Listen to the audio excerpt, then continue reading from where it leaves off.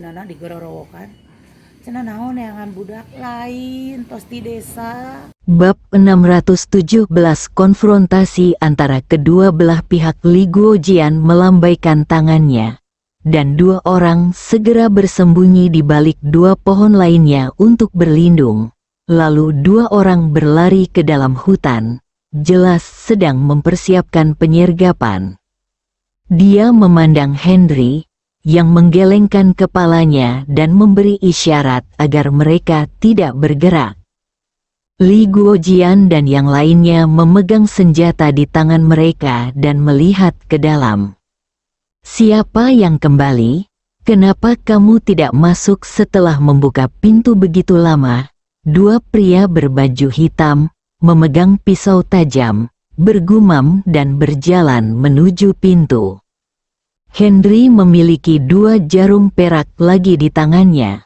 Ketika kedua orang itu muncul di bidang penglihatan, jarum perak itu melesat dengan cepat, dan kedua orang itu jatuh tanpa mengeluarkan suara.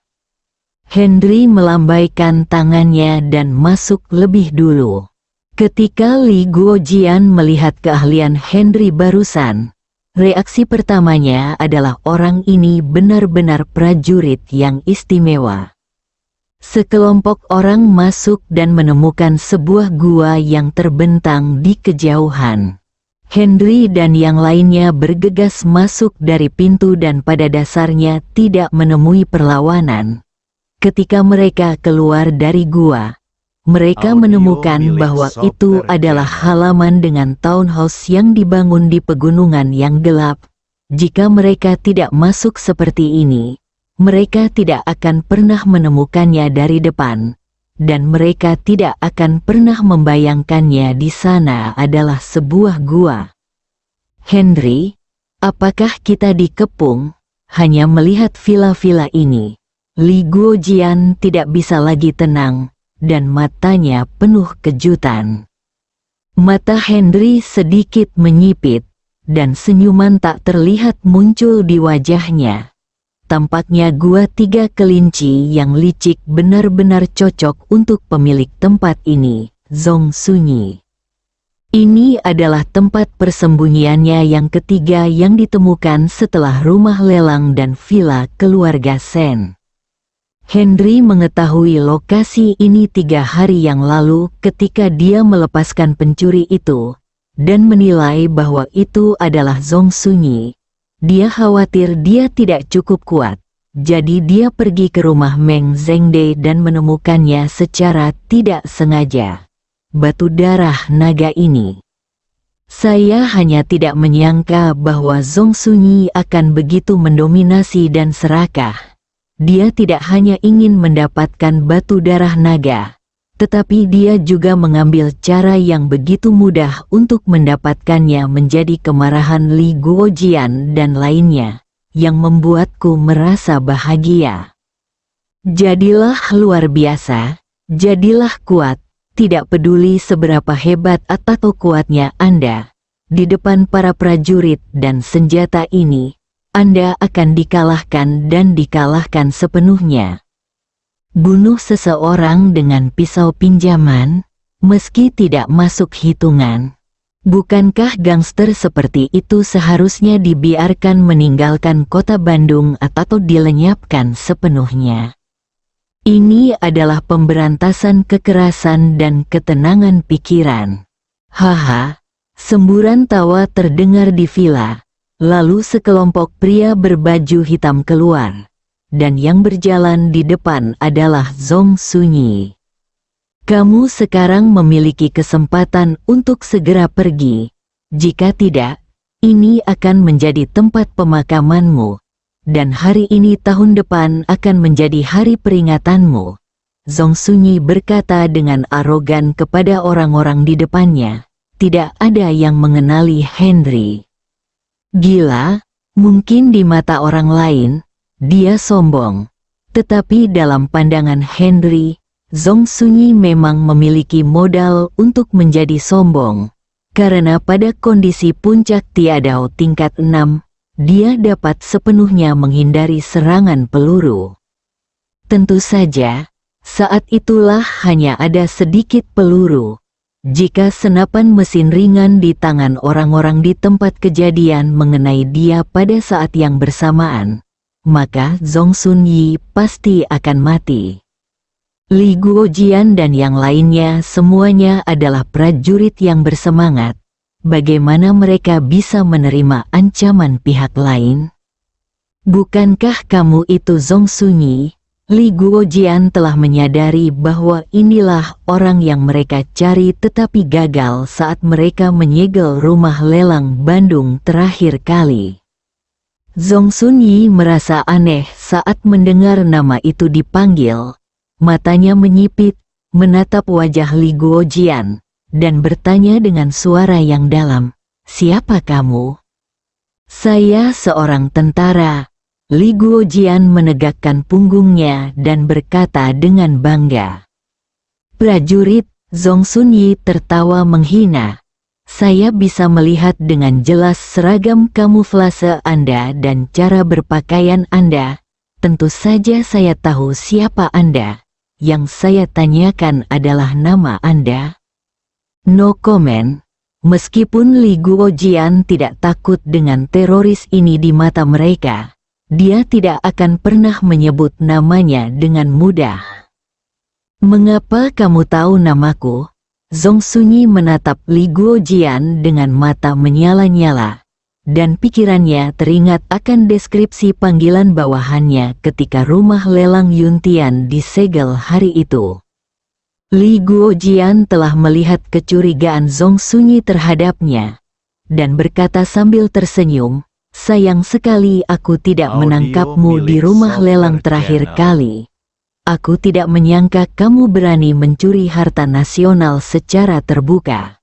Hari ini, sepertinya kamu keras kepala." Haha.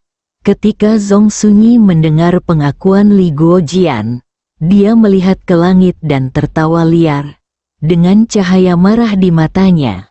"Karena kalian sendiri sudah sampai di depan pintu, tidak perlu keluar lagi. Saya akan menahan kalian semua di sini hari ini, dan pada akhirnya membiarkan kalian menjadi pupuk untuk hutan ini." Begitu Zhong Sun Yi selesai berbicara, lebih dari 50 pria bertopeng hitam telah mengepung Li Guojian dan kelompoknya yang berjumlah kurang dari 20 orang. Li Guojian merasakan aura yang kuat dan aura pembunuh dari Zhong Sun Yi dengan sangat jelas. Senapan mesin ringan di tangannya perlahan-lahan diangkat, tetapi matanya tidak menatap Zhong Sun Yi, tetapi pada Henry. Zhong Sun Yi tercengang saat melihat Li Guojian menatap Henry. Dia berbalik dan menatapnya untuk pertama kalinya. Dia merasa sosok itu tampak familiar, tidak melihat corak aslinya dengan jelas. 9 dari kalian mengarahkan senjatamu ke Zhong Sun Yi, dalam kelompok 3 orang, dan menembak secara bersamaan secara bergantian. Tubuhnya seperti pelat baja dan akan ditembus. Henry melihat keraguan batin Li Guojian dan berkata dengan wajah serius. Ketika Zhong Sun Yi mendengar kata-kata Henry, sudut mulutnya bergerak-gerak terus-menerus, dan wajahnya berubah bentuk karena amarah. Seperti yang dia katakan, sekuat apapun dia tetap tidak tahan menghadapi peluru dan serangan seperti itu.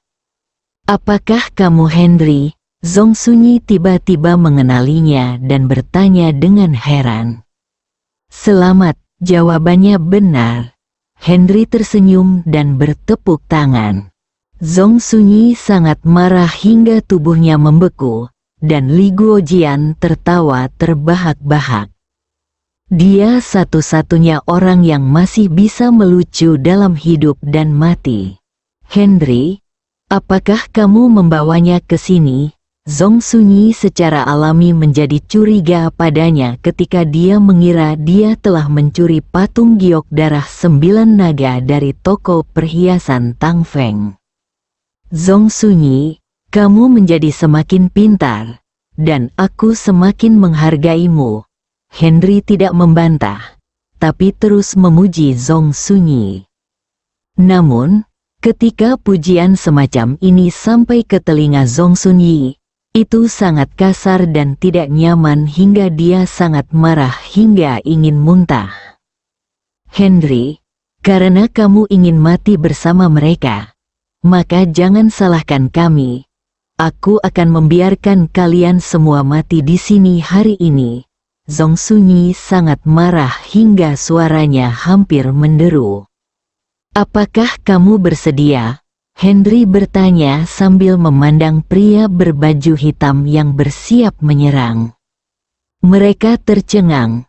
Sebelum mereka sempat bereaksi, Li Guojian telah menembakkan pistol di tangannya karena sinyal dari mata Henry. Tiba-tiba, dua pria bertopeng berpakaian hitam tertembak di kaki dan terbaring di tanah sambil meratap. Jeritan melengking dan suara tembakan dingin sangat mengejutkan orang-orang berbaju hitam ini.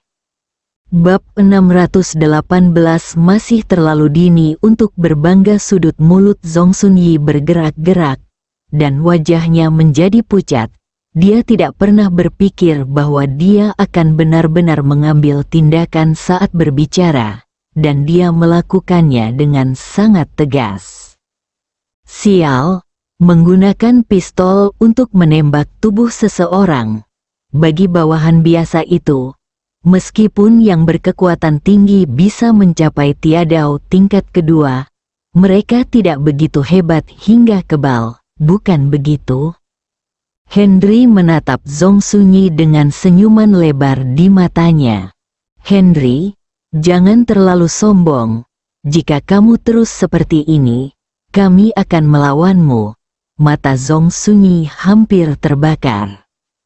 Henry tidak berbicara, tetapi menggerakkan dua jari di tangannya. Li Guojian mendengar dua suara tembakan lagi. Lalu dua orang lagi tertembak dan jatuh ke tanah sambil meratap. Cukup menyedihkan jika kami berjumlah dua orang, namun jelas lebih menyedihkan lagi jika kami berjumlah 4 orang. Zhong Sunyi memandang Henry, menunjuk ke arahnya dengan tangan kanannya dan mengutuk, "Kamu bajingan, kamu sangat kejam. Aku harus melawanmu hari ini." "Apakah kamu akan bertarung?" Henry bertanya sebelum Zhong Sunyi selesai berbicara. Mengeja, begitu dia selesai berbicara, Li Guojian menarik pelatuknya lagi, dan dua orang lagi jatuh ke tanah. Sekelompok pria Zhong Sunyi tidak bisa menahan diri untuk tidak menghirup udara dingin, dan tubuh mereka mundur tanpa sadar. "Zhong Sunyi, apakah kamu masih bertarung? Anda? Kamu bajingan? Apa menurutmu itu Pinduoduo? Apa menurutmu itu carpooling?" Suara dingin Henry bergema, dan menjadi lebih menakutkan ketika dia mendengarnya di telinga pria berbaju hitam. "Ya, Puff, Li Guojian dan tentaranya biasanya adalah orang-orang yang sangat serius." Ketika mereka mendengar Henry mengucapkan Pinduoduo di sebelah kiri dan carpool di sebelah kanan, mereka tidak dapat menahan tawa. Wajah Zhong Sunyi begitu muram hingga dia hampir meneteskan air mata. "Ya, betapapun kerasnya mulut Anda, tidak akan lebih keras dari peluru. Begitu peluru masuk ke dalam tubuh manusia, akan menimbulkan ledakan. Dampak dan rasa sakitnya bukanlah sesuatu yang dapat ditanggung oleh orang biasa. Apakah kamu datang? Jika kamu ingin datang, cepatlah maju." Henry memandang pria berbaju hitam di depannya dan berkata dengan arogan. Orang-orang berbaju hitam saling melirik, dan akhirnya mata mereka tertuju pada Zhong Sunyi. Tubuh mereka mundur tanpa sadar, jelas ketakutan. "Henry, apa yang akan kamu lakukan?" Zhong Sunyi melihat anak buahnya mundur. Dia tahu bahwa strategi serangan psikologis Henry berhasil. Hati orang-orang tidak bisa tercerai-berai. Begitu hati orang-orang tercerai-berai, sebuah tim tidak bisa memimpin tim. Jadi dia memilih untuk menghadapi subjeknya secara langsung. Bawakan aku perhiasan dari toko perhiasan Tang Feng. Henry senang dan berkata langsung. Ketika Zhong Sun Yi mendengar permintaan ini, ekspresinya tiba-tiba berubah. Lalu dia mencibir dan berkata, "Henry, kamu sepertinya menemukan orang yang salah.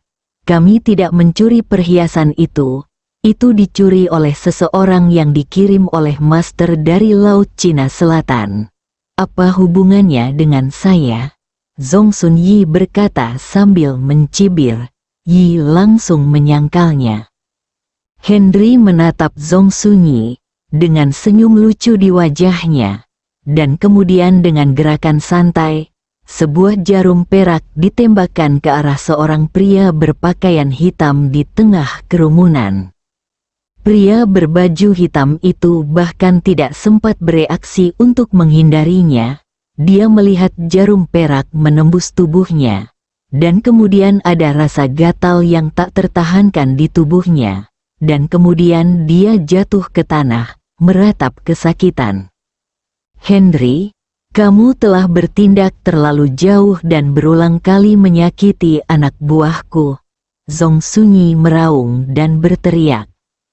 Pria berbaju hitam, "Sekarang aku memberimu kesempatan untuk menebus dirimu dan mengatakan yang sebenarnya.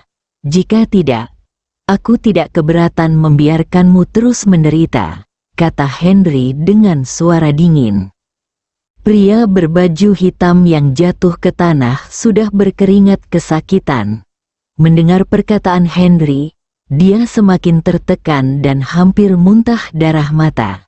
Sebenarnya dikenali langsung oleh Henry. Ketika Zhong Sun Yi mendengar kata-kata Henry, dia juga tercengang. Dia memandang pria berbaju hitam dan terkejut. Pria itulah yang pergi untuk menghancurkan grup Kili hari itu. Dia merasa ngeri di dalam hatinya, dan matanya ketika dia melihat ke arah Henry tiba-tiba berubah. Dia tidak percaya apakah orang ini adalah manusia atau hantu malam.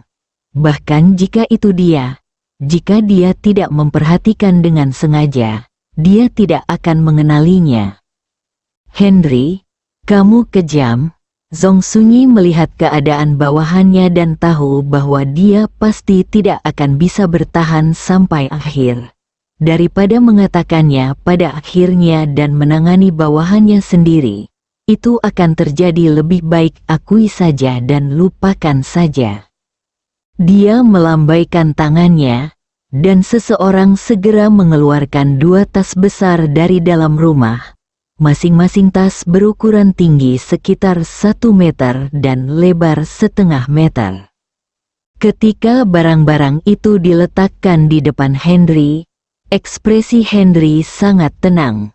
Dia melihat kedua tas itu sambil tersenyum, bahkan tanpa membukanya. Dengan mata waskita, dia dapat melihat dengan jelas bahwa itu benar-benar barang yang hilang di toko perhiasan Tang Feng. Dia meletakkan kedua tas itu di belakangnya, memandang Zhong Sun Yi, dan berkata sambil tersenyum, "Zhong Sun Yi, kamu telah membuatku banyak kerugian dalam beberapa hari terakhir. Lihat." Ketika barangnya kembali, tiba waktunya menghitung bunganya. Ini adalah pendekatan yang biasa dilakukan Henry. "Henry, jangan memaksakan dirimu terlalu jauh. Aku bukan Shen Zhongfeng." Zhong Sun Yi hampir meledakkan paru-parunya dan berkata dengan marah. "Dahi, oke." Setelah Henry selesai berbicara, dia melihat ke arah Li Guojian. Artinya sangat jelas bahwa sekarang tentang patung giok darah 9 naga dan itu tidak ada hubungannya dengan dia. Ketika Li Guojian melihat sikap Henry, dia menutup matanya karena depresi. Pria ini telah lama menjalin hubungan dan menggunakan kekuatannya sendiri untuk mendapatkan kembali segalanya.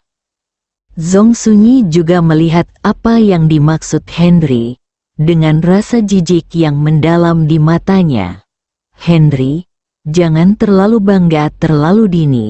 Hati-hati, kamu akan mendapat balasan di masa depan. Ekspresi Henry membeku, lalu dia berkata sambil tersenyum, apakah kamu mengancamku? Tidak, aku mengingatkanmu, kata Zhong Sunyi sambil mencibir. Oh, kalau begitu kamu harus menjaga dirimu sendiri. Setelah Henry selesai berbicara, dia mengambil kedua tas itu dan segera mundur. Zhong Sunyi tercengang, dan Li Guojian secara naluriah menarik pelatuknya. Ketika anak buah Zhong Sunyi berbaju hitam mendengar suara tembakan, mereka berbalik dan bersiap untuk melarikan diri. Tiba-tiba, dia melihat cahaya merah di depannya, dan kemudian sesosok muncul di depannya, memegang manik patung giok darah 9 naga di mulutnya. Matanya kusam, dan tubuhnya dipenuhi aura pembunuh. Mereka semua tercengang saat itu juga. Sosok itu tiba-tiba meraung, dan kemudian terdengar suara klik. Dia menggigit manik-manik ukiran giok darah 9 naga dan menelannya ke dalam mulutnya darah. Hantu membantu melarikan diri. Orang-orang berbaju hitam di tempat kejadian panik, menangisi ayah dan ibu mereka. Zhong Sunyi kaget saat melihat orang di depannya. Ternyata itu adalah ayahnya Zhong Sun Mo yang sudah meninggal bertahun-tahun, dan dia justru mulai meminum darah manusia seperti orang gila. Li Guojian dan yang lainnya juga ketakutan. Henry mengalami depresi karena dia terlalu sombong dan terlalu dini menghadapi hal seperti itu. Bersambung.